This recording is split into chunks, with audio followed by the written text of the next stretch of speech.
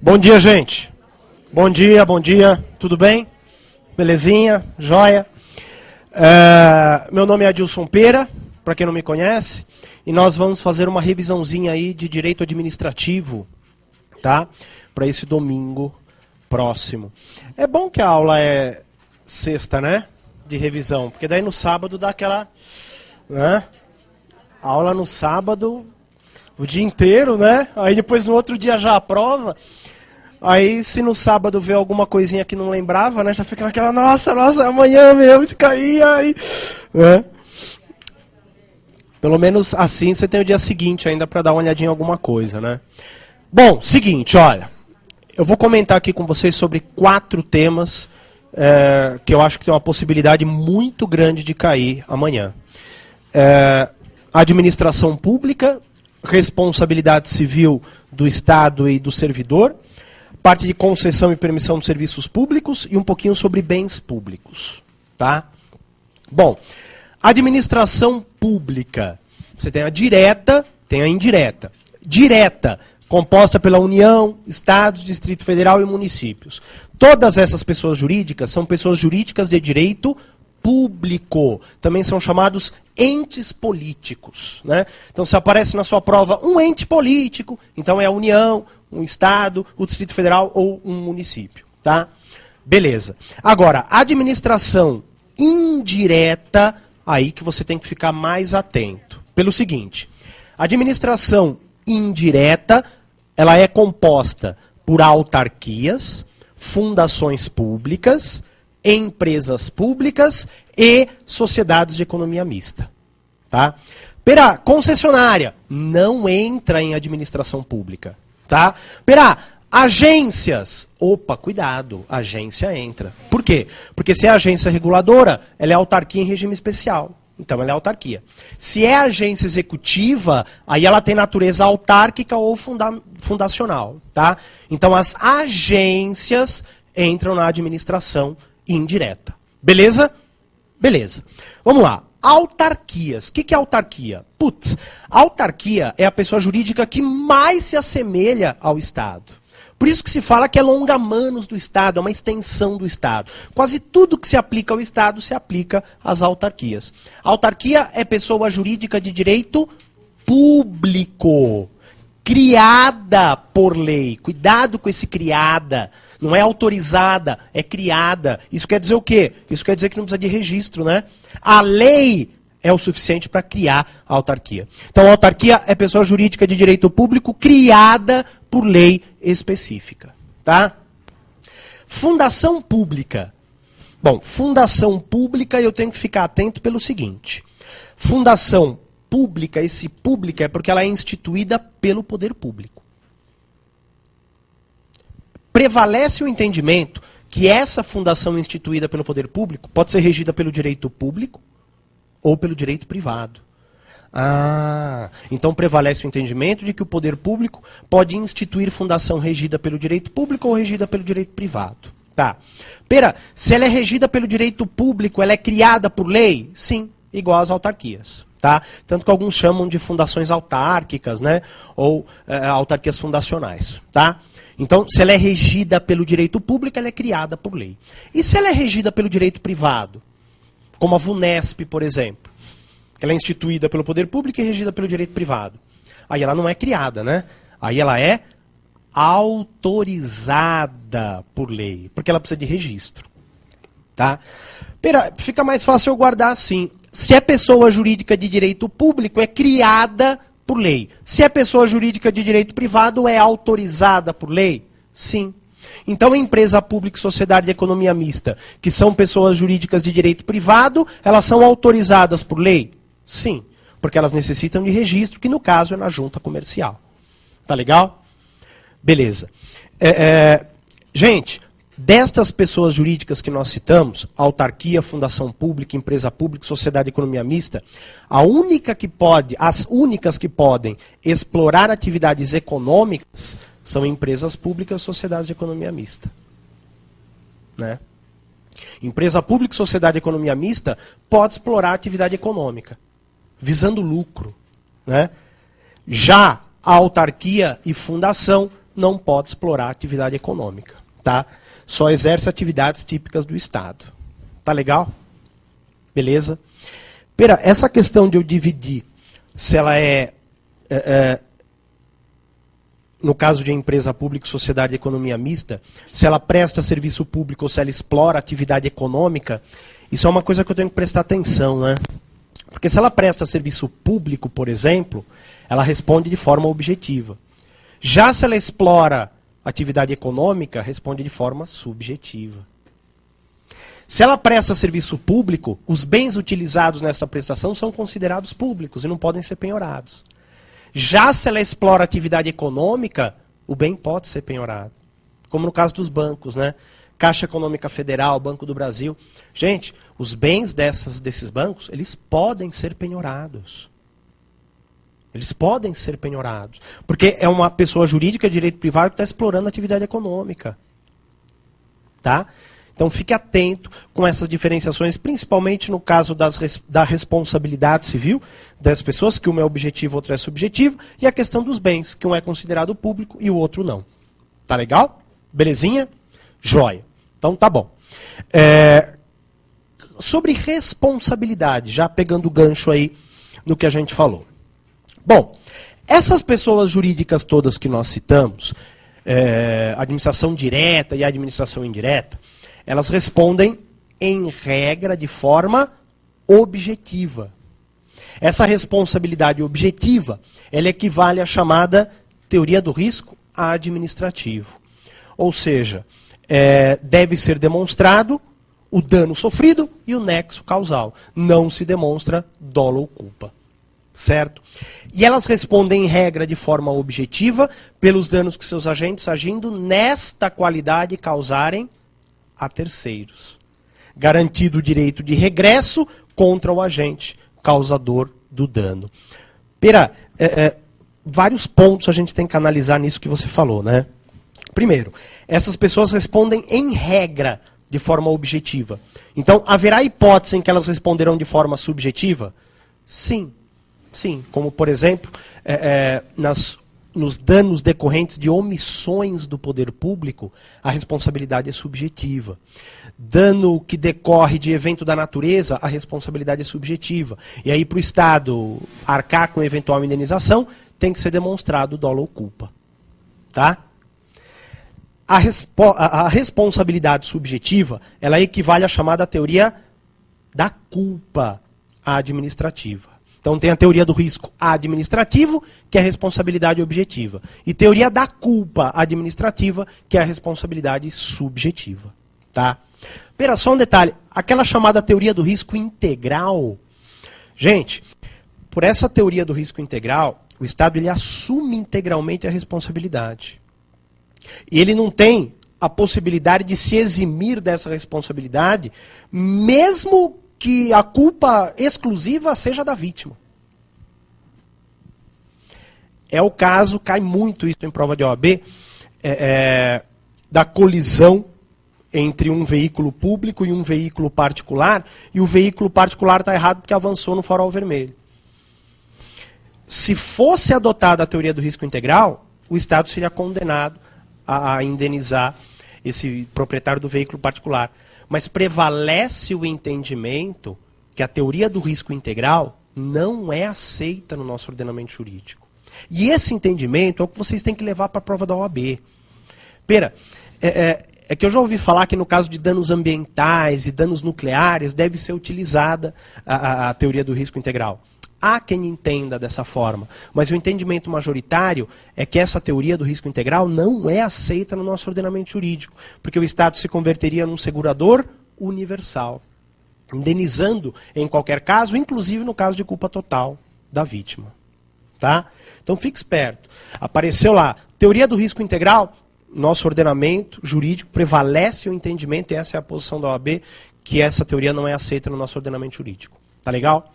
Bom, então voltando. Pessoas jurídicas de direito público e as de direito privado que prestam serviços públicos respondem, em regra, de forma objetiva, pelos danos que seus agentes, agindo nesta qualidade, causarem a terceiros. Garantir o direito de regresso. Primeiro ponto importante, esse terceiros é usuário do serviço público ou não? É usuário do serviço público ou não? Então, se causar dano a quem não é usuário, a responsabilidade também vai ser objetiva? Sim. Sim. Ser usuário ou não, não é mais, atualmente, critério para diferenciar se a responsabilidade será objetiva ou subjetiva. Tá? Esse é o posicionamento atual do Supremo. Tá legal? Então, esse terceiro pode ser usuário ou não usuário. Tá. Essas pessoas responderão, em regra, de forma objetiva pelos danos que seus agentes, nesta qualidade, causarem a terceiros. Claro, o servidor deve estar na qualidade de servidor, para o Estado ser responsabilizado. Caso contrário, o Estado não vai ser responsabilizado. Tá? Então, imagine o seguinte, o servidor está na casa dele, final de semana, de folga, pratica determinada atividade lá na casa dele e causou danos ao vizinho. O Estado vai ser responsabilizado? Não, porque ele não está no exercício da função e nem atua como se estivesse. Tá? Essa questão do atuar como se estivesse, você tem só que tomar cuidado com a situação dos policiais. Né? Porque o policial ele pode não estar efetivamente no exercício da função, mas atuar como se estivesse. Então você tem que tomar muito cuidado com o enunciado da questão. Não pode também ter aquele pensamento, putz, é policial, o Estado responde. Não, meu. Depende da situação. Depende da situação. Se ele atuou como policial, o Estado responde. Se ele não atuou como policial, o Estado não vai responder. Teve uma questãozinha recente da OAB que falava assim, um policial de nome Norberto, quando estava de folga em frente à sua casa, de bermuda e sem camisa, discutiu com um transeunte e lhe desferiu tiros de uma arma que seu avô lhe dera. Nesse caso, o Estado, 2 pontos. Olha como a questão foi muito bem feita. Ele estava de bermuda e sem camisa. Pera, isso é relevante? Claro. Porque ele estava sem farda. Não se aplica a teoria da aparência. Tá. Pera, usou a arma do avô, isso é relevante? Sim, ele não usou a arma da corporação. Então não dá para alegar que ele usou um bem público e que o Estado seria responsabilizado. Ele está no exercício da função? Não, o enunciado fala que ele está de folga. Ele age como policial? Também não. Então, ele não está no exercício da função e nem atua como se estivesse. Então, o Estado não vai ser responsabilizado. Tá? Policial, mesma situação. Está lá na balada com a namorada, balada eletrônica, ele está lá curtindo um eletrônico e tal. De repente, mexem com a namorada do policial. Passam assim, baladinha, né? Puxa o cabelo da menina, fica assim olhando, né? Balada é balada, né? Passa assim, faz assim, nossa, né? Aí já é meio... Bom, deixa, eu ia falar uma merda, é gravado, não pode, né? A gente tem que se policiar no que a gente fala, que é difícil, viu? Difícil. Mas, enfim, mexem com a namorada do policial, o policial fica irado com aquilo. O cara ainda olha pro policial, não sabe que ele é policial, ainda olha pro policial e faz assim, ó. Vai embora. O policial fica louco. O policial estava armado, ele vai assim, pá! Dá um tiro no cara. O Estado será responsabilizado? Depende, se a arma for da corporação. Ah, pera, tem esse detalhezinho, tá. Mas aí, a questão teria que falar isso, né? Claro. Claro, para você saber, né, não tem como você adivinhar se a arma é ou não da corporação, tá legal? Mas em princípio, a arma não sendo da corporação, aí não, tá? É diferente da situação do policial estar de folga numa praça com a família, e aí ele percebe que uma padaria está sendo assaltada.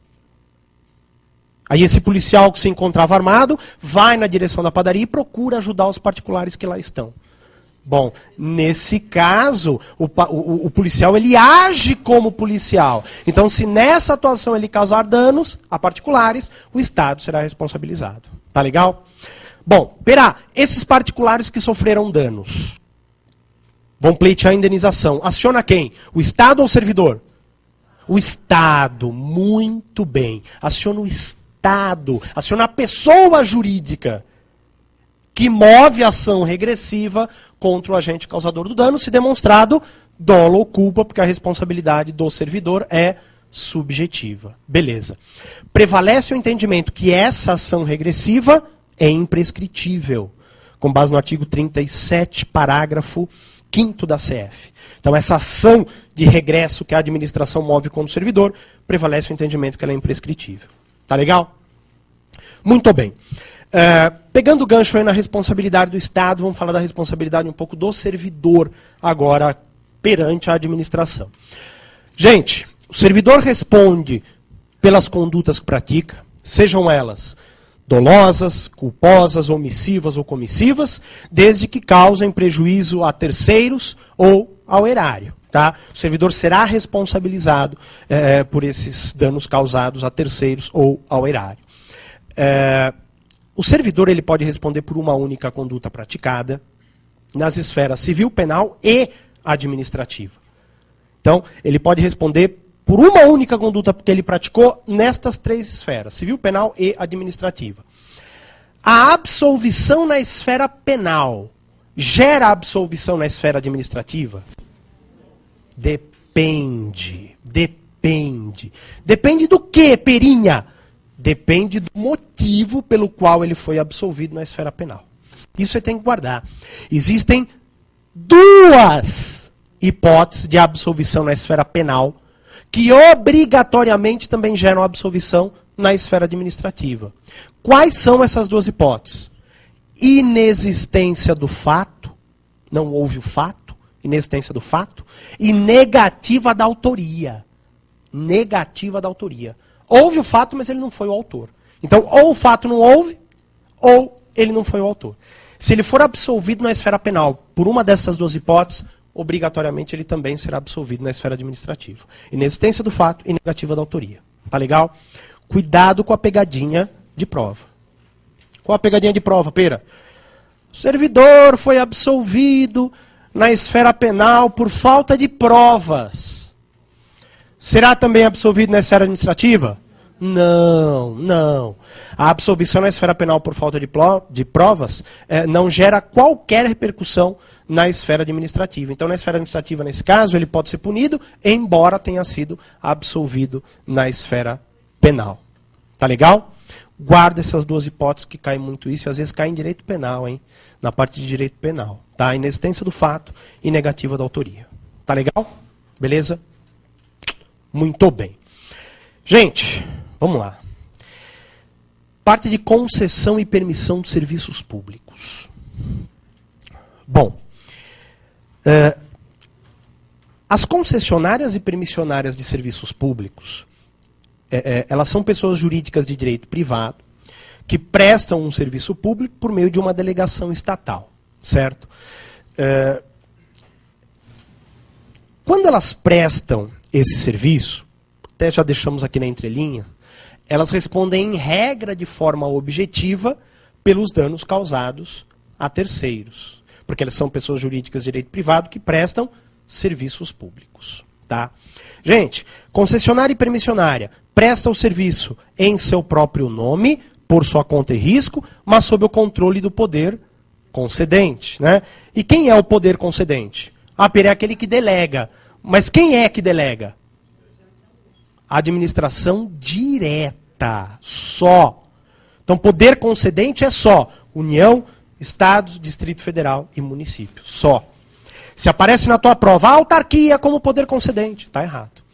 Fundação, poder concedente, está errado. Empresa pública, sociedade, economia mista como poder concedente, está errado. Poder concedente é só União, Estado, Distrito Federal e municípios. Tá? A concessionária ou a permissionária é titular do serviço que presta? Não, né? Não, não. Gente, prestar em seu próprio nome é uma coisa. Ser titular do serviço é outra. A Eletropaulo presta o serviço em seu próprio nome. Eletropaulo. Agora, ela é titular do serviço que presta? Não. Quem é titular? A União. Pera, por que a União? Porque a Constituição estabeleceu assim, lá no artigo 21. Ah, então a titularidade é dada pela Constituição ou pela lei? Perfeito. E por que concessionária e permissionária não é titular? Porque a competência delas para prestar o serviço especificamente decorre de um contrato. E não da lei ou da Constituição. Então, a titularidade não se transfere. O que se transfere é a prestação do serviço. Tá legal? Beleza? Tá. Bem de concessionária, bem de permissionária, pode ser penhorado? Depende. Se o bem está afetado ou não ao serviço público. Porra, pera, mas aí a questão tem que falar, né? Tem que falar diretamente ou indiretamente. Há um tempão atrás apareceu uma questão em que um particular pretendia penhorar a fiação elétrica suspensa nas vias públicas, por postes, né, de uma concessionária. É possível isso? Não, porra. A fiação elétrica que está na rua, em cima do poste, meu. Se eu tiro essa fiação, acaba a luz, meu. Então, o bem ele está afetado ao serviço. A questão não falava diretamente, está afetado! Mas ela te dava a situação fática. E aí você tinha que se ligar se o bem está afetado ou não. Tá? Então, se está afetado, não pode ser penhorado. Se não está afetado, aí pode ser penhorado. Tá legal? Beleza. Gente, diferença básica entre concessão e permissão. Pera, algumas, né? Concessão, maior valor, maiores investimentos. Permissão, menor valor, menores investimentos. Tchau, Angelinho. O quê? Bom, o que eu estava falando? Pera, o Ângelo te distraiu, pera. Ó, outra diferença importante. A licitação. Concessão é sempre na modalidade concorrência. Guarda assim. Concessão é na modalidade concorrência. E permissão? Qualquer modalidade cabível. Então, permissão, qualquer modalidade cabível. Concessão, apenas concorrência. Tá? Outra diferença. Concessão é firmada com pessoa jurídica ou consórcio de empresas. Pessoa física pode ser concessionária? Não. E permissionária? Pode, né? Permissionária pode. Permissionária tanto pode ser pessoa jurídica como pessoa física. Cuidado para não cair naquela pegadinha da OAB. A administração firmou com o particular. Isso é para pegar o cara, meu. Quem que é esse particular?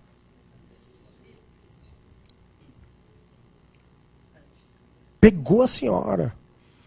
Pegou. Firmou com o particular. Quem é o particular? Quem não é público. Seja pessoa física, seja pessoa jurídica. Seja pessoa jurídica, eu sei, distraiu, né? Pera, por que pegou um monte de gente isso? Porque foi elaborada uma questão, não sei se dá para falar que foi de má fé, mas veja, você coloca no enunciado que foi firmado com particular, o que muita gente pensa? Porra, é pessoa física. E aí lá pergunta se é concessão, se é permissão, e aí tem lá na resposta, permissão. Você vai falar, putz, particular é permissão. Quando a resposta, na verdade, era concessão. Porque ele te dava outros instrumentos, outros detalhes ali no enunciado, que te levavam para a resposta concessão. Então, pera, a verdade é que não adianta, não ajuda nada falar que firmou com o particular. Não ajuda nada. Porque tanto pode ser concessão como permissão. Então, falar firmou com o particular não ajuda nada. Tá? Beleza. Não, cuidado. Isso é permissão de uso. Não pode confundir com a permissão de serviço. Concessão e permissão de serviço é um particular que presta serviço público. Né? Concessão e permissão, autorização de uso, é particular que usa bem público com exclusividade. Tá? mais dois detalhezinhos. Primeiro, a permissão é precária. Isso é importantíssimo. A permissão é precária. Isso quer dizer o quê, Pera? Isso quer dizer que ela não tem prazo determinado e que pode ser extinto a qualquer tempo sem indenização. Então a permissão é precária. E a concessão? Concessão não. Concessão é contrato típico, né, da administração firmado por prazo determinado. Tá? Agora, a permissão não. A permissão ela é precária. Tá bom? E outra coisa. A extinção da concessão pode receber nomes específicos. A extinção da concessão pode receber nomes específicos. Quais são, Pera? Encampação ou decadência ou caducidade. Tá. Então, a extinção da concessão pode receber nomes específicos. Encampação ou caducidade. Qual que é a diferença, Pera? 3 diferenças marcantes, que são as seguintes. Ó, primeiro, a encampação é por interesse público. A encampação é por interesse público. Ah, então o particular não deu causa? Não. Não deu causa a extinção. Ela continua prestando o serviço direitinho. Mesmo assim, a administração quer rescindir. Bom, tudo bem, pode rescindir unilateralmente. Mas aí o contratado vai ter direito à indenização. Vai, porque ele não deu causa, né? Ah, então a encampação é com indenização. Sim. Outra informação importante. Ela ocorre por interesse público e gera indenização. E aí tem um terceiro detalhe importante, que é a lei específica. Para que ocorra a encampação é necessária a edição de lei específica. Tá. Então, interesse público com indenização e lei específica. Interesse público com indenização e lei específica são características marcantes da encampação, que também é chamada de resgate. Encampação ou resgate. Tá? Pera, decadência ou caducidade? Essas 3 informações que eu falei da encampação são todas invertidas na decadência ou caducidade. Então, na decadência e caducidade, primeira informação, ocorre por motivos de inadimplência do contratado. Na decadência ou caducidade. Então, decadência ou caducidade, inadimplência do contratado. O contratado não está cumprindo o contrato, a administração quer extinguir por conta disso. Ora, se o contratado não está cumprindo o contrato, ele vai ter direito à indenização? Não, né? Então, a decadência ou caducidade é sem indenização. E terceira informação, não se exige lei para que ocorra a decadência. Então, não precisa de lei na decadência ou caducidade. Então, são os 3 pontos marcantes aí que diferenciam a encampação da caducidade. Tá bom? Uma última coisinha sobre isso. Pode ocorrer, no final da concessão, do poder concedente necessitar de alguns bens da concessionária ou permissionária para a prestação daquele serviço. Aí o que vai ocorrer? Vai ocorrer a transferência desse bem da concessionária ou permissionária para o poder concedente continuar prestando serviço. Essa transferência precisa... Falta 5 minutos? Puta. Ó, essa transferência recebe que nome? Reversão. Reversão. A reversão é com ou sem indenização? Depende. Depende. Cuidado com esse depende sempre, hein? Às vezes dá errado. Mas nesse caso depende. Nesse caso depende mesmo. Depende do quê, Pera? Aquela questão da amortização, né, que a gente vê em sala de aula. Se os bens já foram amortizados, não cabe indenização. Se os bens não foram amortizados, cabe indenização. Tá? Então, de cara, se a alternativa fala que sempre será indenizada a reversão, ou que nunca será indenizada, de cara está errado. Aliás, cuidado com essas palavrinhas, né? Nunca, jamais. em qualquer hipótese, sempre, todos, necessariamente, obrigatoriamente, essas palavras normalmente quando aparecem tem pegadinha na questão. Tá legal? O exceto também tem que ficar esperto, porque aí ele quer exceção, né? Então viu essa palavrinha? Circula, grife, incorreta, a mesma coisa. Assinale a incorreta, né? Tem que tomar cuidado com isso. Rapidinho para a gente terminar a respeito de bens públicos, né?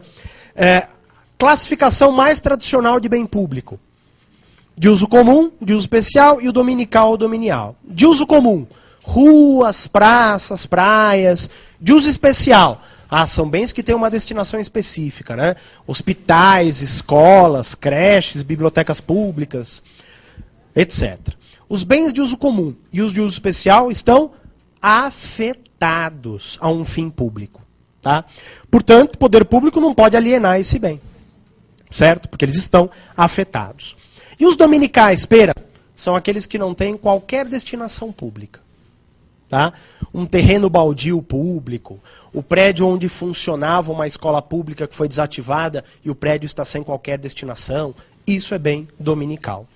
Os bens dominicais, eles estão desafetados. E por conta disso, integram o patrimônio disponível do Estado. O Estado pode vender? Os dominicais pode. Mas aí para vender precisa fazer o quê? Precisa fazer licitação, precisa ter avaliação prévia, interesse público. Tá? Agora, os bens de uma maneira geral, eles são impenhoráveis, né? São imprescritíveis, ou seja, não incide uso capião, não podem ser onerados. O que é ser onerado? É ser dado em garantia. Né? Então o bem público não pode ser hipotecado, não pode ser empenhado, né? Objeto de penhor. E um outro atributo do bem público é a inalienabilidade. Regra geral, o bem público não pode ser alienado, mas tem um detalhe aí que é o bem dominical. Então tem que tomar cuidado com o atributo da inalienabilidade, que ele não é absoluto. Tá? Se o bem for dominical, portanto, se ele estiver desafetado, ele pode ser alienado, observados os requisitos legais. Tá? Então, atributo do bem público, impenhorabilidade, né, não pode ser penhorado, imprescritibilidade, ele não pode ser objeto de uso capião, não onerabilidade, ele não pode ser dado em garantia, e inalienabilidade, ele não pode ser alienado, mas aí eu tenho que tomar cuidado com o bem dominical, que ele pode ser alienado por estar desafetado. Tá legal? Tudo bem? Tranquilos? Beleza. Gente, então era isso que eu tinha para falar para vocês. Muita sorte, muita paz, muita tranquilidade na hora da prova, que com certeza você vai se dar bem. Tá bom? Pessoal, sucesso absoluto para vocês, tudo de bom, e a gente se vê por aí na segunda fase aqui no curso. Tchau, tchau, gente. Obrigado, valeu, até mais. Obrigado.